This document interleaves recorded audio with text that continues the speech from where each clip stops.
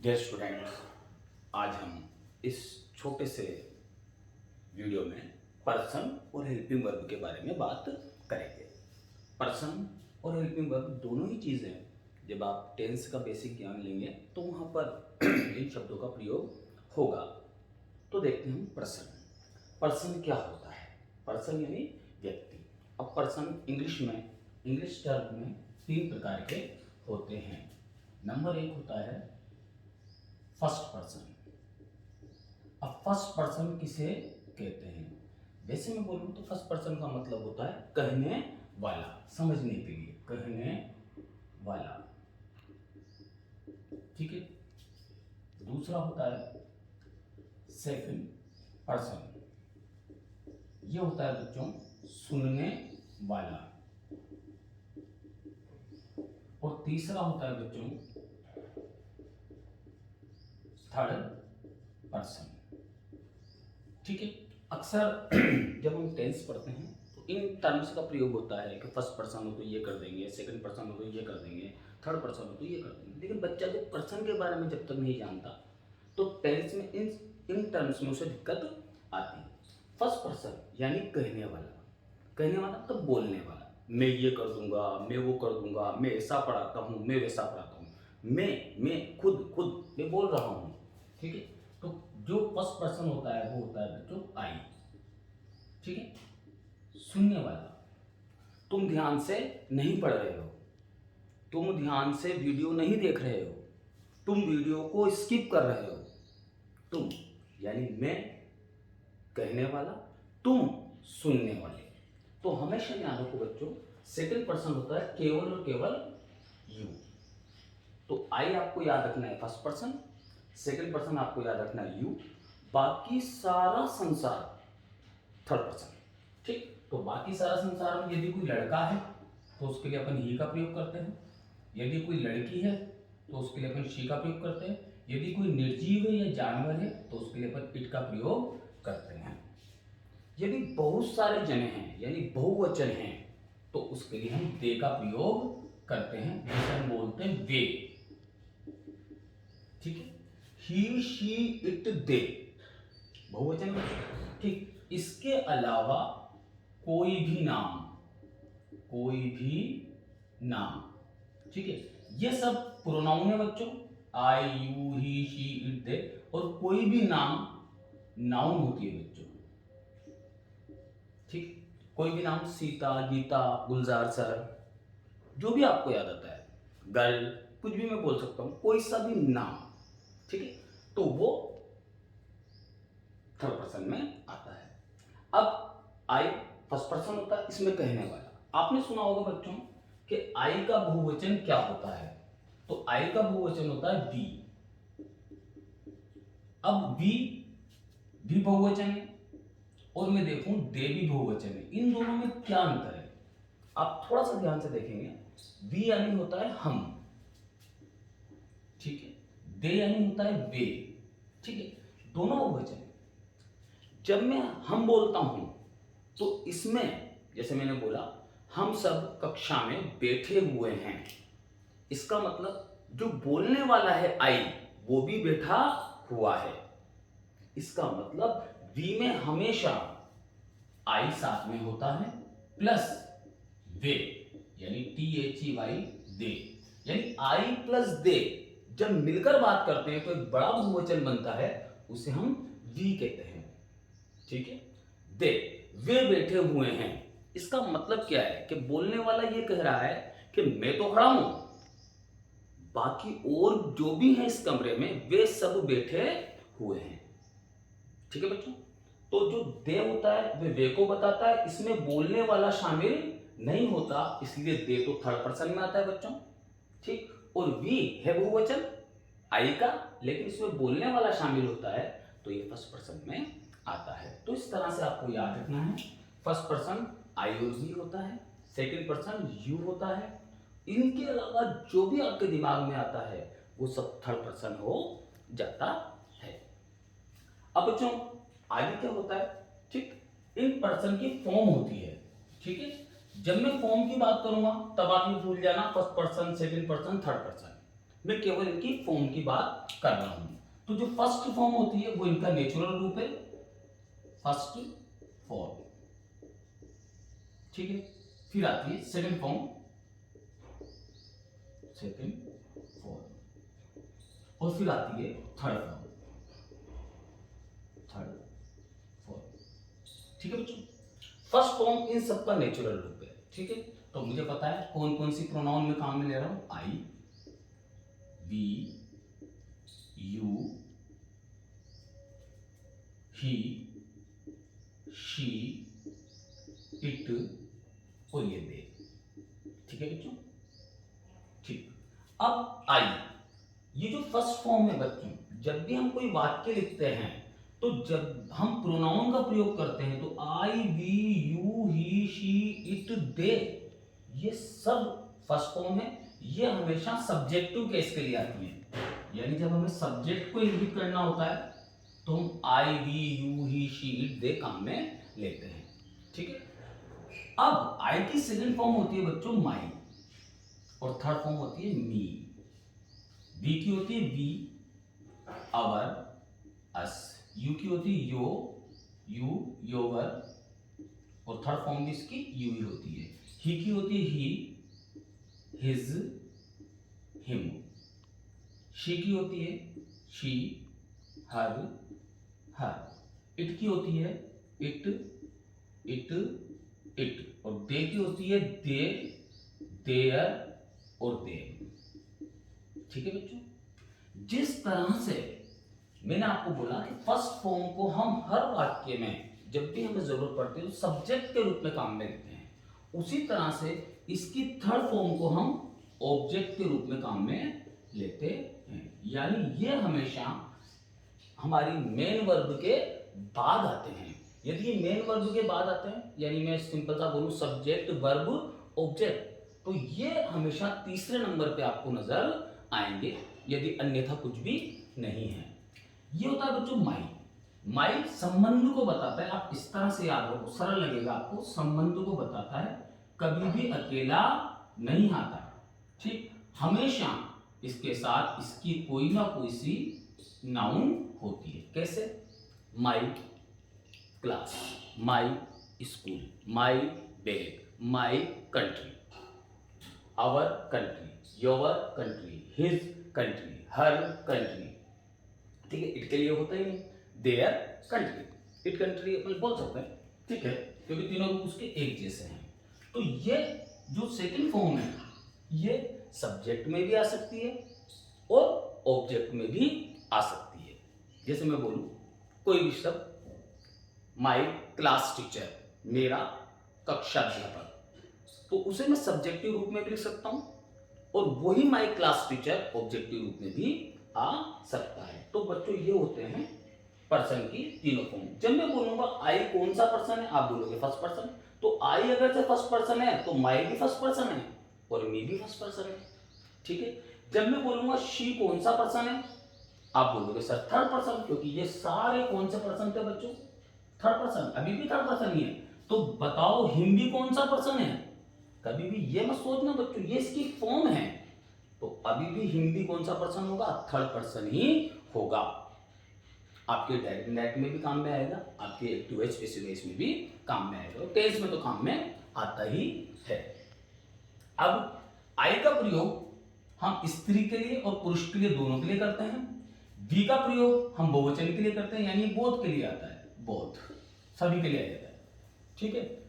We का प्रयोग हम बहुवचन के लिए करते हैं, ऐसा बहुवचन जिसमें बोलने वाला भी शामिल होता है, यानी हम, आई भी उसमें शामिल है।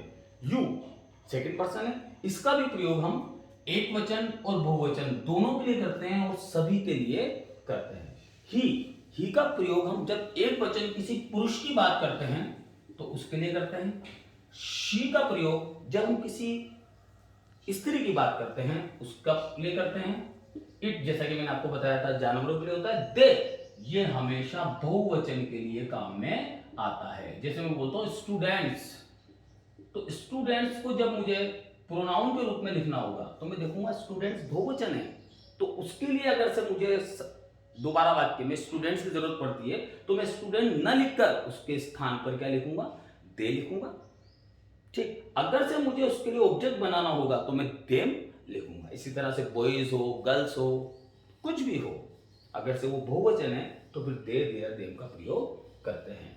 तो इस तरह से बच्चों ये आपके प्रश्न होते हैं जो आपके अभी मेरी जो लास्ट वीडियो आप देखिएगा उसमें टेंस में भी ये चीजें काम में आती हैं, एक्टिव वॉइस पैसिव वॉइस में भी ये चीजें काम में आती हैं और डायरेक्ट इनडायरेक्ट में भी ये चीजें काम में आती हैं। आपको ये टेबल अच्छे से आना चाहिए। ठीक है बच्चों, ये अपनी पर्सन की बात खत्म हो जाती है। अब आती है अपनी एक और बहुत बेसिक बात, वो बात होती है बच्चों हेल्पिंग वर्ब। ठीक है, ये हेल्पिंग वर्ब क्या है बच्चों, ये आपके लिए एक इतना सिंपल मेथड है किसी भी टेंस को पहचानने का। हेल्पिंग वर्ब जिसे अपन बोलते हैं बच्चों सहायक क्रिया। ठीक है, चूंकि अभी अपने पास समय कम है तो मैं इस तरह से आपको बताऊंगा कि टेंस में कुल 13 सहायक क्रियाएं काम में आती हैं। आप इन 13 सहायक क्रियाओं से सारे टेंस पहचान सकते हो। अब मैं आपको बताता हूं कि जैसा कि मैंने आपको टेंस में बताया है, आप मेरा वीडियो देखिएगा। ठीक, तो सबसे पहले मैं बात करता हूं प्रेजेंट टाइम की। प्रेजेंट टाइम, फिर मैं बात करता हूं पास्ट टाइम की, पास्ट टाइम, फिर मैं बात करता हूं फ्यूचर टाइम की, फ्यूचर टाइम। ठीक है बच्चों, इसका मतलब होता है, मैंने लास्ट वीडियो में आपको बताया है, वर्तमानकालीन समय, भूतकालीन समय और भविष्यकालीन समय। अब ये जो 13 सहायक क्रिया हैं, यदि आपको इसी क्रम में याद हैं तो आप बहुत आसानी से अंग्रेजी वाक्य में लिखे हुए टेंस को पहचान सकते हो कि किस टेंस का वाक्य है। तो सबसे पहले मैं लिखता हूं डू डस। ठीक है बच्चों, डू डस के बाद आती है बच्चों इज, एम, आर। ठीक, उसके बाद आती है बच्चों हैज, हैव। बस आपको इतना सा याद रखना है इसी क्रम में। ठीक, इसका मतलब प्रेजेंट टाइम की सहायक क्रिया क्या क्या हो गई बच्चों, do does, is, am, are, has, have. ठीक है, इसके लिए आप याद रखोगे आई सी पी, आई सी पी। ठीक, यानी ये इंडेफिनिट टेंस की हो गई, ये कंटिन्यूअस टेंस की हो गई और ये परफेक्ट टेंस की हो गई।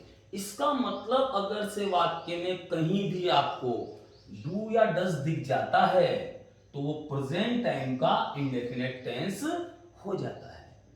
अगर से आपको वाक्य में कहीं भी इज, एम, आर दिख जाता है तो आप समझ जाओ कि ये वाक्य प्रेजेंट टाइम का कंटिन्यूअस टेंस है।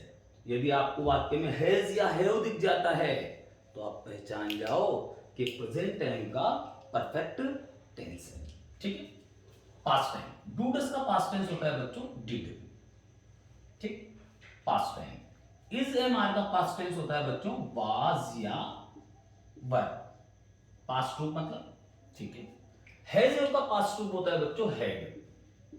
इसका मतलब किसी भी वाक्य में आपको डिड दिखता है आप पहचान जाओगे पास्ट टाइम का इंडेफिनिट है। वाज वर दिखता है आप पहचान जाओगे पास्ट टाइम का कंटिन्यूअस है। आपको हेड दिखता है आप पहचान जाओगे कि पास्ट टाइम का परफेक्ट है। ठीक है बच्चों, अगर से आपको कहीं भी शेर विल दिखता है, क्या दिखता है बच्चों, शेर विल, तो शेर विल हमेशा फ्यूचर की सहायक क्रिया होती है। तो जब भी आपको वाक्य में शेर विल दिखेगा आप समझ जाओगे वो फ्यूचर टाइम का वाक्य है।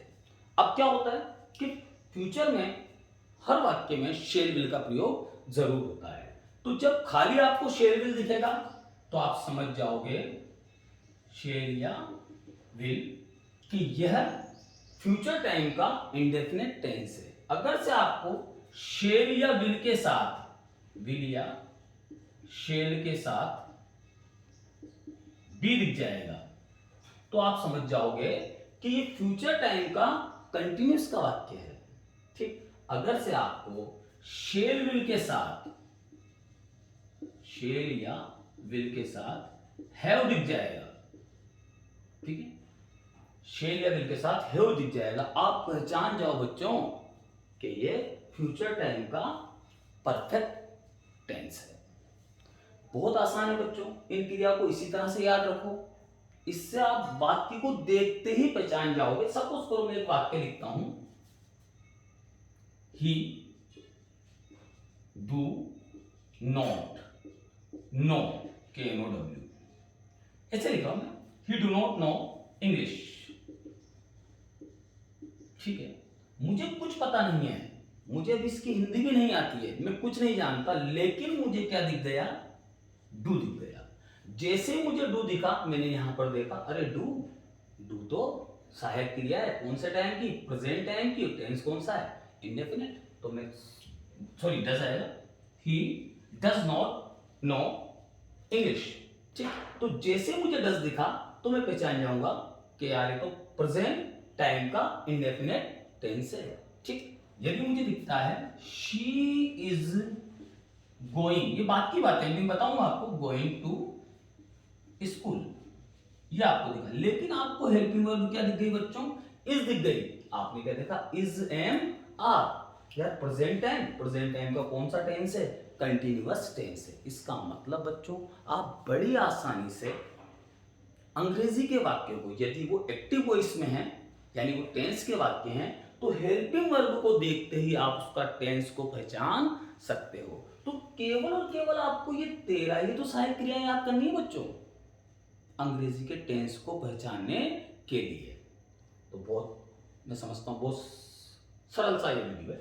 अब इसमें अपन क्या करते हैं कि जहां भी हमें डबल सहायक क्रिया दिख रही है तो वहां कुछ ना कुछ तो बात है।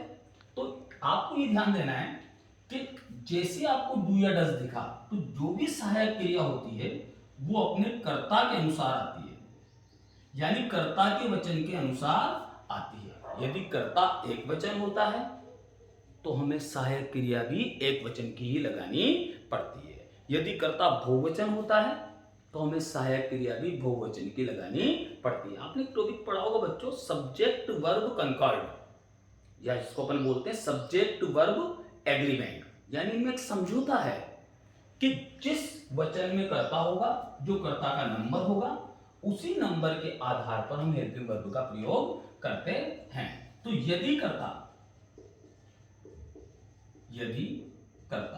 आपको सिंगुलर दिखेगा, सिंगुलर, ठीक है, बिल्कुल सिंपल है बच्चों, सिंगुलर, जैसे कि आपको नाम से लग रहा है सिंगुलर एस, तो उसकी सहायक क्रिया में हमेशा एस जरूर होगा। यानी सिंगुलर की सहायक क्रिया जहां हमें दो या दो से अधिक सहायक क्रिया दिखती हैं, तो यदि कर्ता सिंगुलर है, अब मुझे देखना है डू लगाऊं कि डज लगाऊं, मैं आंख मीच के क्या लगा दूंगा बच्चों, डज लगा दूंगा।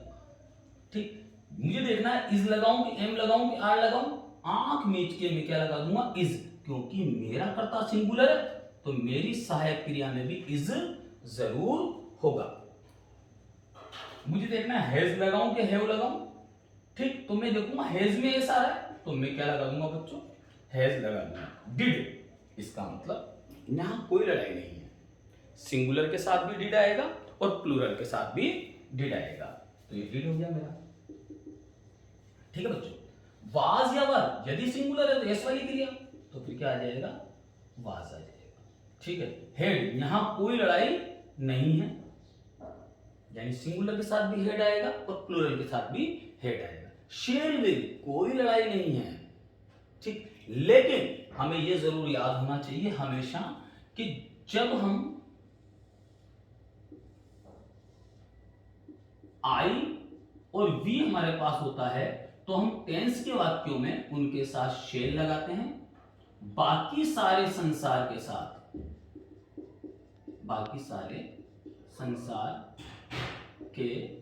साथ हम विल का प्रयोग करते हैं।